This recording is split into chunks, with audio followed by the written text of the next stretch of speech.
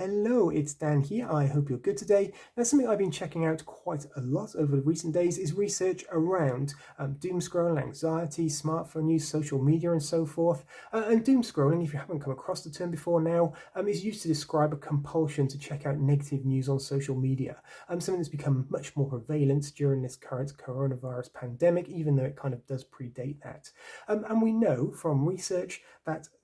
smartphone overuse and social media overuse are linked with mental health issues by themselves in terms of anxiety and depression and sleep disturbance and so on. We know from research that just having your smartphone present, even if you're not interacting with it, can have impacts on cognitive functioning and your ability to remember stuff and to focus and to carry out tasks and so on. So we know that there's kind of stuff that can be there if our relationship with social media and our smartphones isn't correctly balanced or in a good place. If it's overuse, it can lead to mental health issues. But doom scrolling, like I say, is that compulsion to check out negative news. And with coronavirus, because there's an abundance of negative news and fearful stuff and worrying stuff, and particularly if you have anxiety around the pandemic or even generalized anxiety from before that's been exacerbated by it,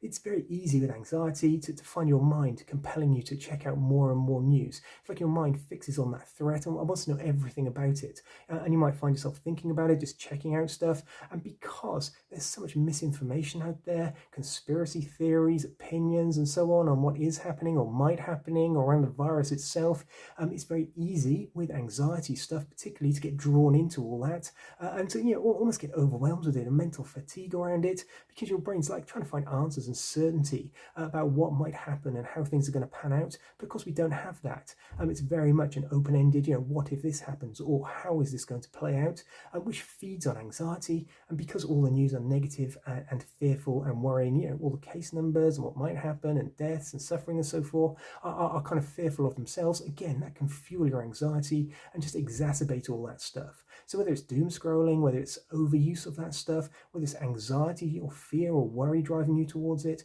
it can really manifest in many ways and impact on your mental health and well-being. So it's something to certainly be aware of about how you're interacting with that stuff, how often you're checking the news, how often you're going on social media and looking up this stuff, and whether there is that sense of compulsion. Because if you deal with anxiety and worry type issues, then obviously that can lessen that stuff. But also you want to manage how you're interacting with the social media, and particularly around negative stories. Limiting it time-wise, get an app that blocks certain things or at certain times of day, and like I say, taking steps to deal with your mental health and your anxiety and worry, and proactive steps that can make you feel better, can mean you're more resilient and more able to handle, deal, and cope, both with the news that you're kind of intaking and focusing on, but also in terms of how the pandemic kind of progresses, and your sense of resilience and belief that you can kind of deal with this stuff. So certainly, do check out the blog I've put on my website that covers all this research in a lot more depth.